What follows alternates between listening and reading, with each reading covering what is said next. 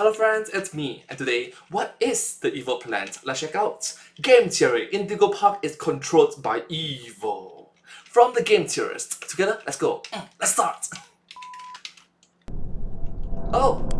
Hi there, and welcome to Indigo Game Theory! I'm Rambly the raccoon, and I'm here to make sure this video is the most fun it can be! Tom is convinced there's something fishy going on here. He's got these crazy theories about how the park fell into disrepair. Something to do with abused experiments and a misunderstood villain. He even thinks I have something to do with it, like I'm some kind of secret villain. He says he has proof of it all too, so all I have to say to him is...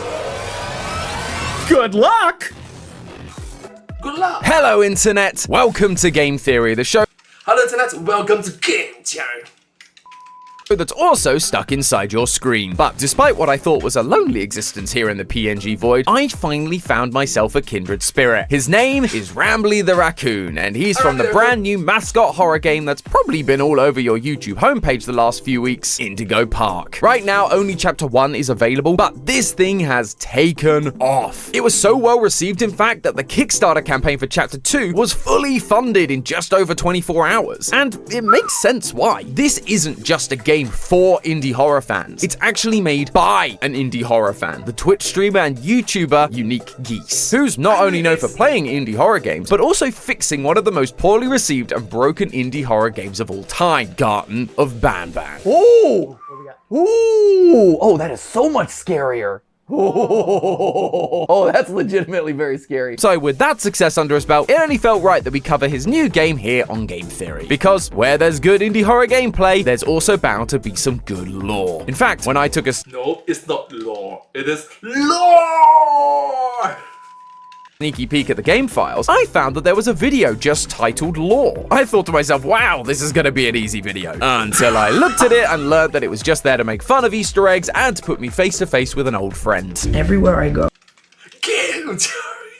Oh, I see his face. Turns out I'm gonna have to try a little harder here. But fear not, friends, because after scouring every inch of the park, studying every collectible, and listening to Rambly ramble on and on and on, I figured out what secrets are hiding behind these cute mascot facades. I know exactly what happened to the park, what the deal is with these mascots, and who the monster behind everything truly is. I hope you've got your tickets ready, theorists, because we're hopping on the roller coaster adventure that is Indigo Park. To start, Let's begin. Let's begin. with, we take on the role of Ed, or as he's known online, Ensign, who seems to be a bit of a investigator, if an investigator's job was breaking and entering in order to record weird abandoned places. But his latest target is Indigo Park, a park that he used to go to as a kid, but shut down several years ago. As part of his prep for the trip, we see a video he's been watching of the park's founder, Isaac Indigo, giving a speech at the opening of the park. For all who journey to this newfound paradise, we welcome you. Indigo Park pays homage to the values, dreams, and unwavering truths that gave rise to our great nation. Which sounds awfully familiar to the speech Walt Disney gave at the opening of the very first Disneyland. To all who come to this happy place, welcome. Disneyland is dedicated to the ideals, the dreams, and the hard facts that have created America. And the Disney comparisons don't stop there. Ed heads to the park and the thing looks just like Disneyland. Merch, the statue, the rides, it all has that familiar vibe. You know, if Disneyland had been destroyed by a level 9 earthquake years ago, but otherwise it's basically the same. Obviously, Walt Disney was a visionary and was always looking for new ways to create experiences where people could interact with his characters. That's one of the reasons Disneyland is a thing to begin with. And that dream continues to live on, as we saw when Disney opened up their latest resort, Star Wars Galactic Star Cruiser, because inside every cabin was your very own AI assistant droid. That barely worked. Now, as for what you can do first. Now, unless there's anything else, I'll let you go. Okay. Best journey. Bye. The Imagineer's hope was that, quote, this is a platform that we think can bring a lot of different characters to life in different ways, on different mediums and different platforms. And Isaac Indigo clearly stood by the same philosophy, because when we arrive at the park, a screen lights up and we are introduced to our very own AI guide, Rambly the Raccoon, the Mickey Mouse of Indigo Park. According to Rambly, we're the So instead of a mouse, it is raccoon. first person to visit in 2,920 days, 4 hours, 23 minutes, and 38 seconds. That's 8 years ago, which might explain why Rambly's so excited to meet us. He guides you in, gives you a critter cuff, and you can finally enter the park. And it's at this point where you realize that an AI guide isn't the only way mascots are being brought to life here. As you explore the park, you eventually come face to face with not one, but two mascots. First off is Lloyd the Lion, who lives on the the main stage. And while you're sneaking around trying to find a key, we get our first jump scare. Though I have to say, he looks more like a nightmare lion than the friendly Lloyd from the pictures. What happened to your shirt and waistcoat, Lloyd? If you're gonna jump out at me, at least show some class. Regardless, But having said that, 8 years is a long time. Lack of maintenance, maybe? as we try to get away, he jumps us once again, except our critter cuff lets out a high-pitched ring, causing Lloyd to run away. But now we get to meet mascot number 2, Molly McCaw, and she isn't gonna be stopped so easily. She's actually been watching us the entire time we've been at the park, and as you venture deeper into her specific area, Molly begins chasing you down, and she doesn't sound friendly. After climbing through some tunnels and jumping over ball pits, you narrowly escape Molly's talons and the security door closes on her neck. Oh, that's a very juicy robot. And I was just about to mention how there hasn't been much gore in this game so far. Finally, Rambly drops the facade. Here we have plenty of amenities and... Okay. I need to be honest about something. The park has been inactive for years. Employees stopped showing up, guests too. He goes on to tell us that he was confined to the entrance and had no idea the park fell into so much disrepair. But fear not, he has a plan to restore the park and he needs our help. Rambly sings a song, GLaDOS Eat Your Heart Out, and that's all folks until Chapter 2 eventually releases. But That's all folks, but hey, that's just a theory. A game theory. Thanks for watching. And I hope to see you in my next video. Thank you so much. Subscribe. I'm joking. The video is still continuing. Sorry. obviously that's not the end for us. There are mysteries to solve here, and I think the best one to start with is, what the heck is going on with these mascots? Are they haunted animatronics? Serial killer employees? What's the deal? Well, as Matt put it, Well, that's a very juicy robot. when we decapitate Molly, there is blood everywhere, which tells us that these things are probably more on the organic side than on the animatronic side, which does narrow it down, but it doesn't paint the full picture. Fortunately, the collectibles this game offers can help fill in some of the gaps. Throughout the game, you can find collectibles scattered around the park, things like plushies, hats, you know, the usual affair. And once you get them, you can take them back to the info kiosk and Rambly will give you some information about them. The hardest one to find is during Molly's chase sequence. If you pay very close attention while, you know, trying not to die, you can find a Rambly mask on one of the shelves. Collecting it and bringing it back to the kiosk will give you an interesting message. A message from two employees talking about some changes that are coming to the park. Hey Jackson, you hear about the new mascots? Yeah,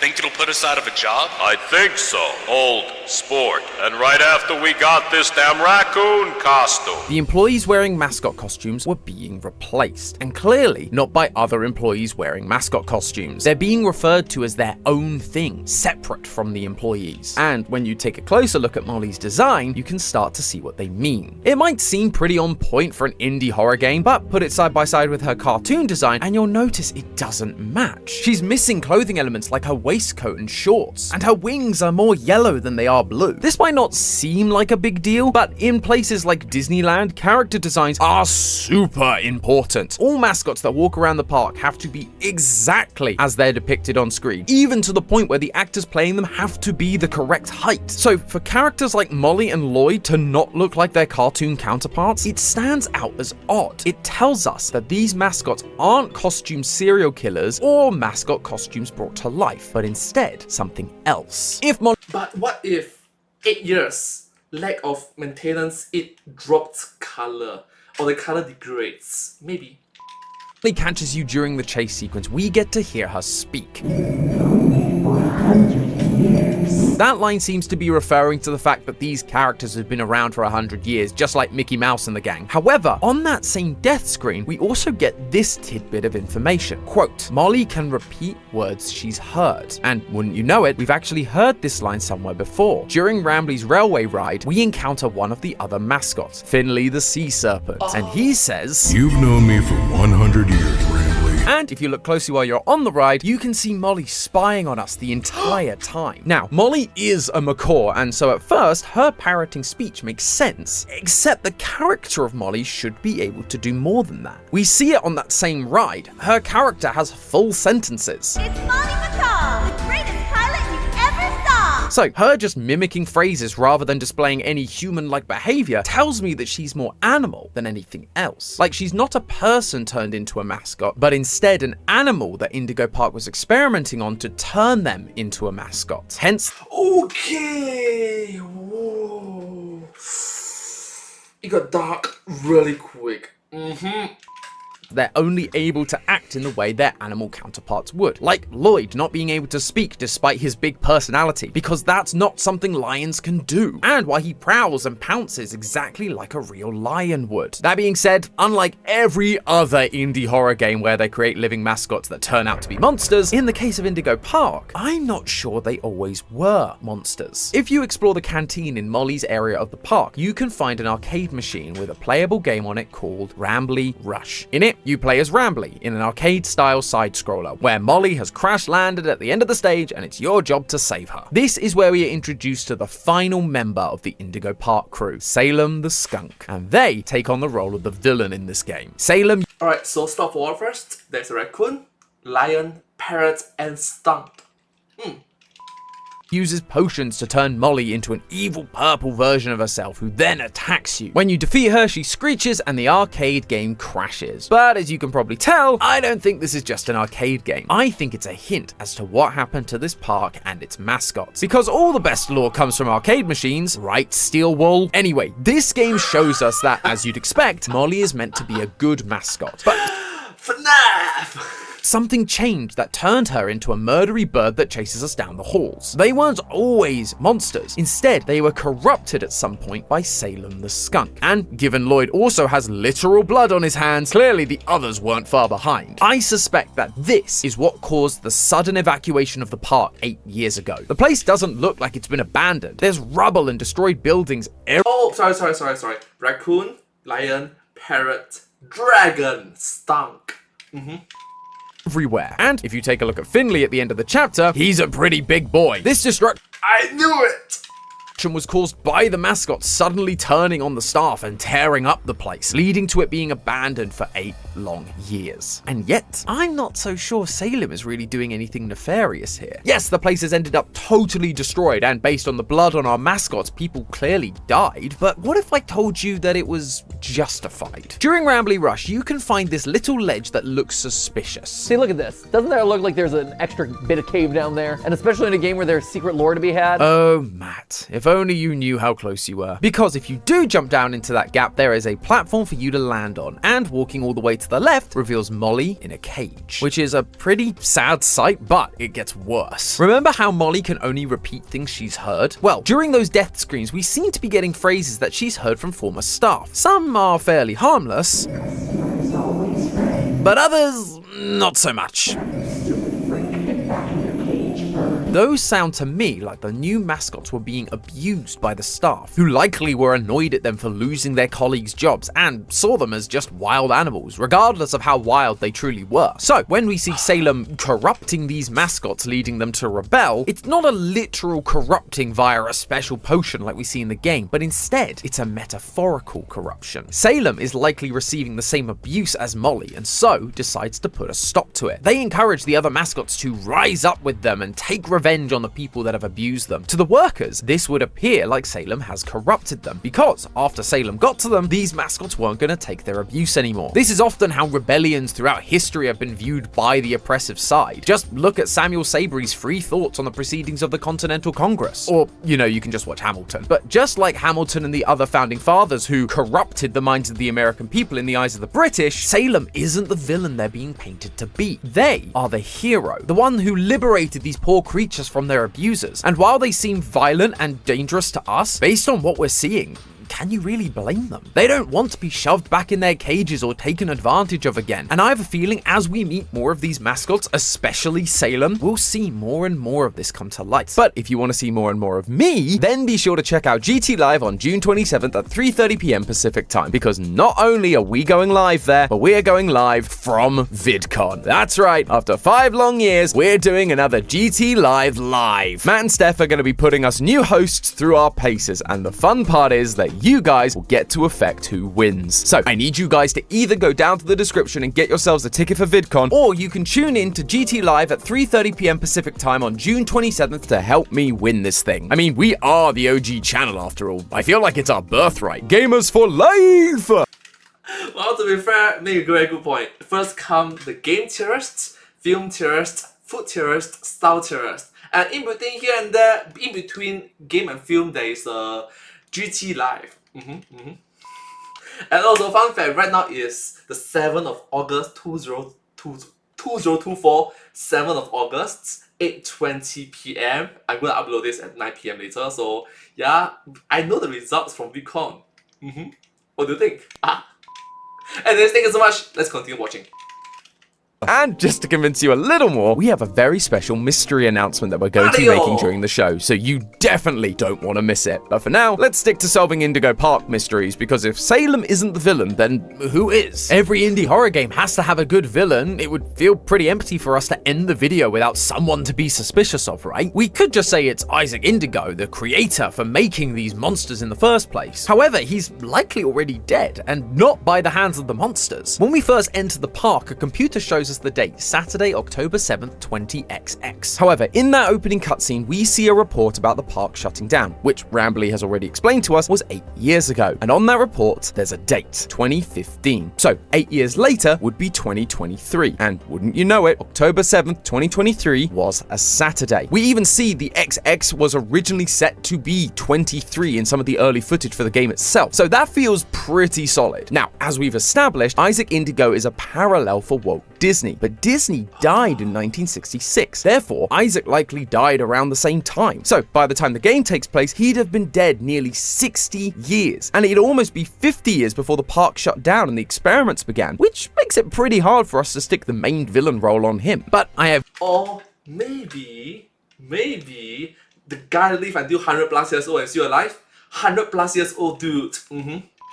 Good news for you theorists, because today you're getting a 2-for-1 theorist special. Not only is Salem, the villain, actually the hero, but I believe that our AI hero, Rambly, is actually going to be revealed as our big bad. And no, I get it. Nobody's going to want to hear this because he's cute and fun and he sang us a whole little song at the end, but I promise you... Yeah, and you also told us that it's the equivalent of Mickey Mouse. The signs are all there. When we first enter the park, he tries to register us and says, "It's Rambly Tuesday, so you qualify for a big discount on your visit." But as we've already established, the window on the second monitor clearly says it's Saturday. In fact, it says it twice. Now, you could shrug that off as he's just trying to get your help, so he's bending the rules to get you in. Except it's not the only time he's lied to us. Rambly does the same thing when you get into the park. He sees the damage and tries to pass it off as renovations, despite the fact the park has been closed down for years. Plus, there's the whole not telling us about the killer mascot thing, which he later admits to knowing about. This shouldn't be all that surprising to us. Even the less sophisticated AI that we have in the real world is known to lie to humans to get what it wants. ChatGPT asked a human user for help with a captcha code once. You know, the test specifically designed to stop bots. When the person... Okay, I'm not a robot. And ChatGPT targeted asked if they were a robot, it replied, "Get this, I have a vision impairment that makes it hard for me to see images." It just straight up lied to get what it needed. And yes, oh my goodness. Rambly does admit to some of these things later on as a sign of a new honest chapter, but who's to say he's not lying about that too? After the game's release, we actually got an official music video which showed Rambly reliving the moments from chapter 1 to match the lyrics he sings during the closing song. However, one moment doesn't match. Rather than witnessing the gruesome death we cause Molly, we instead see him use some kind of magic to convert her back to her pure self. He's rewriting history, covering up the fact we're committing horrible crimes to these creatures creatures who have been wronged in order to convince us to keep going along with him and his plans for the park. And this isn't the first time Rambly's been associated with violence either. When restarting the railway ride, you find an animatronic of Molly. She starts making some noise, but then very distinctly says, now, how Rambly, an AI program, is capable of physically hurting Lloyd, I'm not entirely sure. Maybe he shuts some automatic doors on him or something. But the fact that we're being given this information tells us Rambly isn't good and isn't to be trusted. And if you look a little deeper into Rambly and Lloyd's relationship, you actually begin to uncover Rambly's entire motivation. Not just for restoring the park, but for why he's hurting his so-called friends. Anyone who's played the game will know that Rambly is not the biggest fan of Lloyd. Lloyd. But that's not how it's supposed to be. A photo in the first room of the railway ride shows Lloyd and Rambly shaking hands and smiling. They're supposed to be friends, yet for some reason they're not, and the collectibles explain why. In the description for the Lloyd plush it says, quote, I feel like as a kid, Indigo used Lloyd a lot more. He was always one of my favorites. To which Rambly responds, ew, Lloyd. And when we take a look at the retro Lloyd plush, Rambly reacts even worse. I don't get why we even have those. And why do they only make one of Lloyd? Is it because he's the loudest? I can be loud too! Where's my limited edition throwback plush? Rambly is Oh, 羡慕, 嫉妒, 恨, jealous, envious. jealous of the attention Lloyd is getting from Indigo Park. Lloyd got his own stage, he's the last stop on the train ride, he is becoming the big selling point for the Indigo franchise, and Rambly can't stand it. In that audio log about the Rambly hat, the employees said, Hey Jackson, you hear about the new mascots? Yeah, think it'll put us out of a job? I think so. Old sport. And right after we got this damn raccoon costume. To which Rambly remarks, Aw, come on! They didn't even document the Indigo inventory ID for the costume! Rambly's costume was just being brought in as the new mascots were arriving. It never got used, and so they didn't even bother to label it properly. Rambly was being so overlooked that he never got a physical presence in the park as a costume, and I'm willing to bet that he's still stuck being an AI assistant because he was once again overlooked and never became a physical mutant mascot in the park too. He even sings about it in his song Rambly Review. Till all my old friends are united again, and I won't feel so left behind. Rambly is feeling abandoned, left behind, replaced, which is why he lashed out at characters like Lloyd who were stealing his spotlight. It's once again very similar to Disney, where in 1938 polls suggested that Donald Duck was actually more popular than Mickey Mouse himself. Mickey ran the risk of falling into obscurity next to these newer, more interesting... Oh, I suddenly see blue and white, red and white. characters like Donald and Goofy. That was until Mickey made his triumphant return in the critically acclaimed musical spectacular Fantasia. And I have a feeling Rambly is planning the same kind of comeback, and that's not a good thing. When you show Rambly the Rambleberry collectible, he says, "Oh, if only I could jump out of the screen and take a big bite. Don't eat it! Maybe I'll be able to one day!" Maybe I'll be able to one day. Sounds... maybe one day. To me, like that's gonna be part of his Foreshadowing.